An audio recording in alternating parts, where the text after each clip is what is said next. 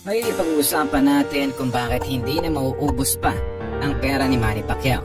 Subalit ang malaking katanungan kasi ay bakit halos 25 billion pesos ang kanyang napanalunan? Bakit sa sum and Senator Manny ay 3 billion pesos ang nakalagay at ito ay malayong malayo sa 25 billion na kanyang kinita?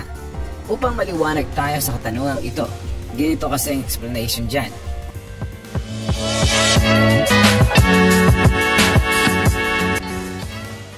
Alam niyo ba na sa halos 20 years na pagboboxing ni Senator Manny Pacquiao, kung kukumbitin natin o estimate ang kanyang total earnings o yung lahat ng kanyang kinita sa pagboboxing, ito pala ay aabot ng halos 5 million US dollars.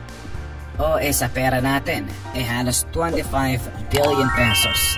Pero take note na hindi pa naibabawas dyan ang iba't ibang mga bayarin na kailangan niyang bayaran bago niya maiuwi at ma-enjoy ang kanyang napanalunan sa Pilipinas.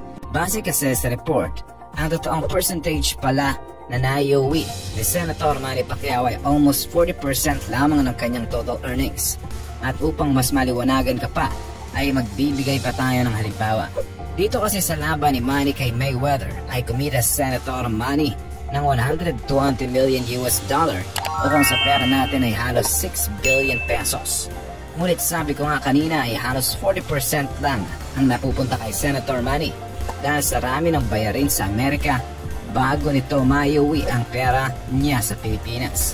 Ibig sabihin, 2.4 billion pesos ang kinita ni Manny dito sa kalaban niyang si Mayweather Jr. Ganyan ang computation yan.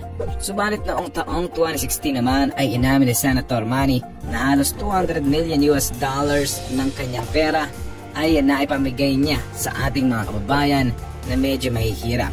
Kung sa pera naman natin ay halos 10 billion na ang pera na kanyang naipamimigay, na actually ay naibalita din sa isang interview ng kanyang asawa na si Jinky na totoong malaking pera na ni Senator Manny ang napupunta sa iba't ibang charity works.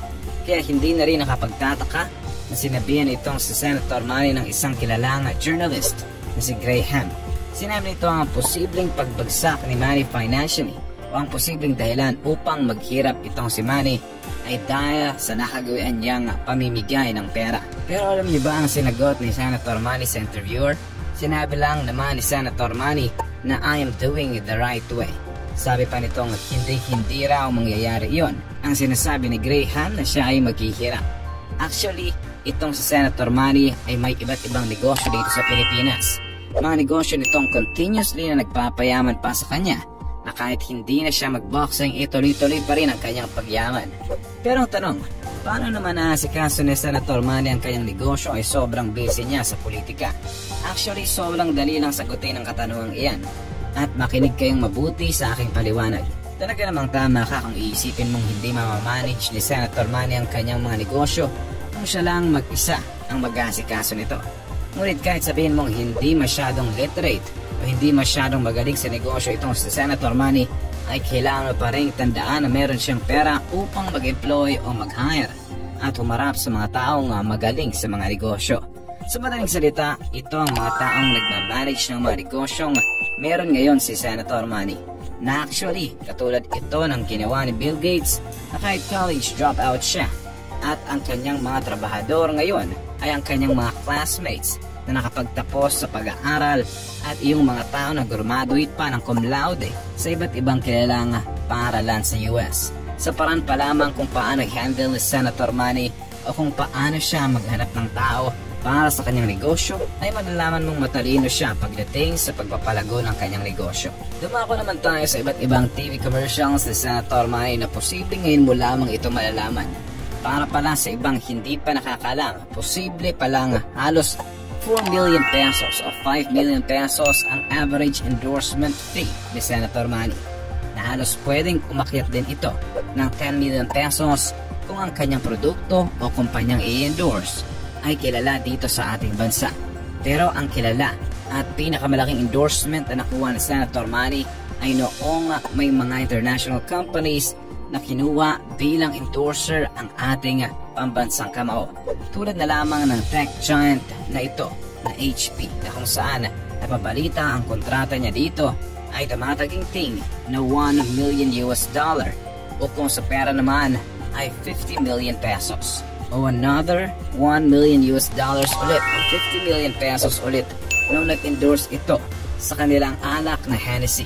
Actually, hindi pa dyan nagtatapos dahil kinuha muling endorser itong si Senator Manny ng kilalang kumpanya ng mga gulay sa Amerika na posibleng kumita dito si Senator Manny ng 1 million US dollars o sa pera natin ay halos 50 million pesos ulit. At isa na ata sa pinakamalaking endorsement na nakuha ni Senator Manny sa kanyang buong buhay ay walang iba kundi itong sa Nike. Subalit alam niyo naman na siguro ang naging issue sa kung bakit itinigil na ni Nike na kunin pang endorser itong si Senator Manny. May ibang katanungan pa na kung bakit may mga larawan ito sa internet na larawan ni Senator Manny na mayroong mga golds na nasa background niya. Well, upang malinawan ka naman, actually hindi naman ito pisikal na gold o ginto ang tinutukoy dito. Ito ay patungkol talaga sa cryptocurrency. Kung pamilyar o may alam ka patungkol sa Bitcoin, ito ang tinutukoy ko na cryptocurrency. Naglabas kasi ng sariling cryptocurrency itong si Manny na mayroong pangalan na Backcoin. Dumako naman tayo sa konklusyon ng video na ito. Actually, kahit na hindi na sumabak sa pagboboxing itong si Senator Manny, ay totoong kayang-kaya niya nang stabilize ang kanyang pera dahil rin sa dami ng negosyong mayroon siya. Kahit hindi na maging aktibo sa pagboboxing si Senator Manny, ay sobrang dami pa rin mga kumpanya dito sa Pilipinas ang nagnanais na kunin siya bilang isang endorser. Isa na nga sa dahilan dito ang kanyang charisma o masculinity na mayroon si Senator Manny, katulad na lamang ng kanyang endorsement sa kilalang online shop dito sa Pilipinas. Posible rin na kumita siya ng ilang milyong piso sa kanyang endorsement na tumatak sa ating utak. Ito ay walang iba kundi ilibin. Anong masasabi mo sa paraan ng paghawak ni Manny ng kanyang pera? Ano ang mas nakakagulat para sa iyo? Naisip mo rin ba na maaaring maubos ang pera ni Manny dahil sa pagiging mapagbigay nito? Antayin ko sagot mo sa comment section. Huwag mong kalilimutang i-like ang ating video at mag-subscribe ka na rin sa ating channel. At siguraduhin na panoorin ang next videos na siguradong magugustuhan mo.